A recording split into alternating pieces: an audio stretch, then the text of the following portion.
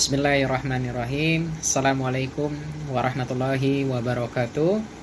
Salam sehat untuk kita semua. Semoga kita senantiasa diberikan kesehatan baik jasmani maupun rohani oleh Allah Subhanahu wa taala. Amin. Baik, di sini sebelumnya saya akan memperkenalkan diri. Nama saya Wahyu Hermawan. Di sini saya bekerja di Lembaga Pembinaan Khusus Anak kelas 2 Bandar Lampung. Ini Satker di bawah Kementerian Hukum dan Hak Asasi Manusia Kanwil Lampung, ya, kantor wilayah Lampung. Jadi di sini saya berkuliah di Universitas Saburai. Saya berada di Fakultas Hukum, ya. Saya ambil hukum. Di sini saya akan berbagi sedikit tentang mata kuliah yang saya ikuti, di mana saya mengikuti mata kuliah Hukum Perikatan. Mata kuliah Hukum Perikatan ini dosen pengampunya adalah Ibu Dr. Lina Maulidina SHMH, ya. Ini adalah dosen favorit saya. Kalau beliau ngajar nih asik banget suasananya. Baik, langsung aja di sini saya akan sedikit share tentang Hukum Perikatan. Dari namanya saja ya, kita langsung ke pengertian Hukum Perikatan. Hukum perikatan adalah hubungan-hubungan hukum atau kaidah hukum antara dua orang yang terletak dalam lapangan hukum harta kekayaan, di mana pihak yang satu berhak atas suatu prestasi, sedangkan yang lainnya berkewajiban membayar prestasi tersebut.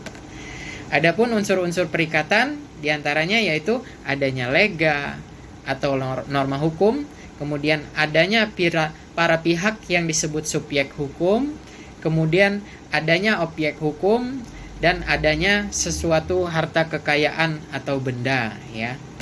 Kemudian di dalam hukum perikatan ada juga perjanjian atau persetujuan. Di sini perjanjian atau persetujuan sebagaimana dijelaskan pasal 1313 BW, artinya perjanjian adalah suatu perbuatan hukum di mana seseorang atau beberapa orang mengikatkan dirinya kepada seseorang atau kepada beberapa orang yang lainnya, atau kepada perjanjian atau kepada persetujuan antara dua orang atau lebih yang saling mengikatkan dirinya. Kemudian ada unsur-unsur perjanjian. Unsur perjanjian diantaranya yang pertama itu adanya para pihak, ya, tentu saja ada para pihak, ya, yang melakukan perjanjian. Kemudian adanya persetujuan. Kemudian adanya tujuan yang hendak dicapai.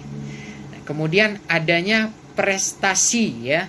Kemudian adanya bentuk baik tertulis maupun tidak tertulis dari suatu perjanjian tersebut, dan adanya syarat-syarat tertentu dalam suatu perjanjian tersebut. Kemudian asas-asas dalam hukum perjanjian.